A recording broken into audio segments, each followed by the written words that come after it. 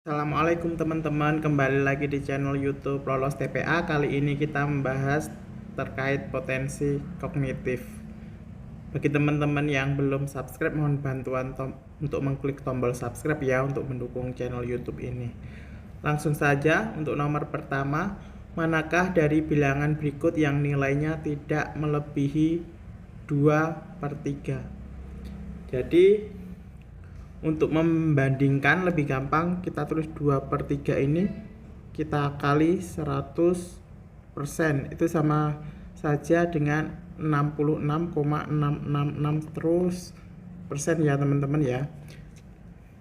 Atau bisa kalau kita bulatkan itu 67%. Jadi manakah dari bilangan berikut yang nilainya tidak melebihi? Jadi bisa dibilang lebih kecil, begitu ya teman-teman ya. Untuk A ini nilainya melebihi ya, karena 67% dibanding dengan 66,666 itu melebihi. Jadi jawaban A itu salah. Kemudian untuk opsi B, akar dari 4/9. Ini bisa saja kita tulis 4-nya kita akar 2/3. Jadi kalau kita lihat dari soal 2/3 dengan 2/3 ini berarti sama. Jadi tidak lebih besar maupun tidak lebih kecil. Jadi opsi B ini sama dengan. Kemudian 670% itu kalau kita tulis, dia sama saja kita bagi 100, berarti dia 6,7, berarti dia itu lebih besar ya teman-teman ya. Jadi jawaban C ini salah. Kemudian D, 14/16. Kalau kita tulis sebetulnya 14/16 ini mendekati 1 ya teman-teman. Jadi kalau kita bagi 2 menjadi 7/8. 7/8 itu kalau kita bandingkan 2/3 ya, 7/8 dibanding 2/3, caranya kita kali silang.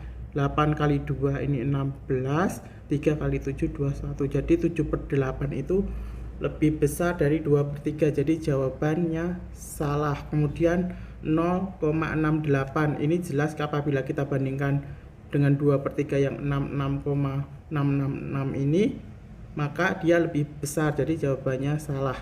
Jadi dari opsi A, B, C, D, dan E itu yang tidak melebihi adalah opsi B, karena jawabannya adalah sama seperti itu. Selanjutnya nomor 2, nilai dari setengah akar 4, akar 4, akar 4, akar 16. Jadi untuk mengerjakan soal seperti ini, kita kerjakan dari akar yang paling belakang. Jadi akar 16 itu bisa kita tulis menjadi setengah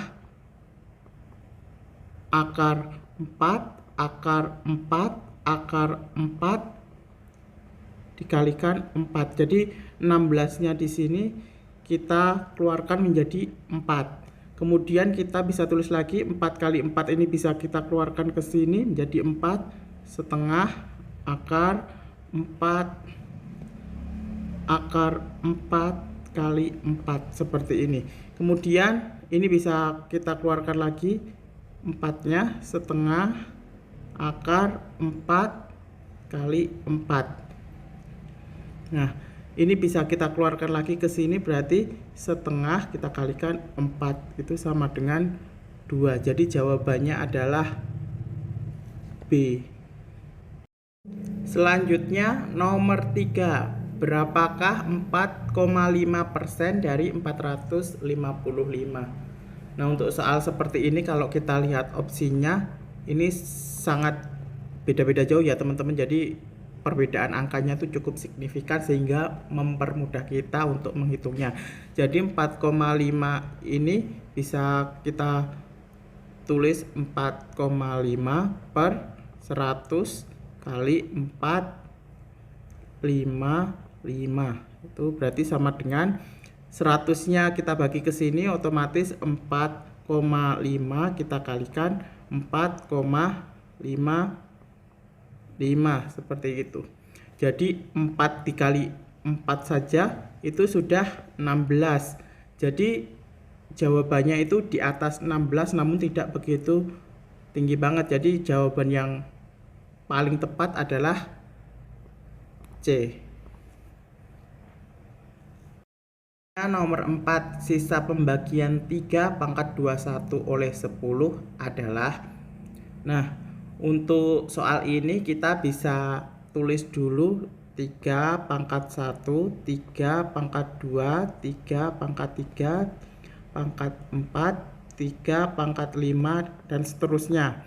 Jadi 3 pangkat 1 itu adalah 3, 3 pangkat 2 itu adalah 9, 3 pangkat 3 27, 3 pangkat 4 itu 27 yang dikalikan 3 lagi, itu kita lihat angka paling akhirnya adalah 7 kali 3 adalah 1, dan 3 pangkat 5 itu ujungnya 1 kita kalikan 3, jadi hasilnya adalah 3. Dari sini ini nanti akan terus berpola teman-teman, 3 habis itu 9 habis itu 7 lagi endingnya, terus akhirnya juga 1 dan seterusnya. Jadi dari sini kita akan melihat bahwa 3, 9, 7, kita ambil angka terakhirnya saja, 7, 1, 3, 9 seperti itu terus. Nah, karena ini pangkatnya adalah 21, maka di sini 3, 9, 7, 1 baru kembali lagi ke 3, berarti 21 kita bagi 4, itu berarti dia 5 dengan sisa 1, jadi 5 sisa 1. Nah, satunya ini menunjukkan di sini 3 pangkat 1 di sini,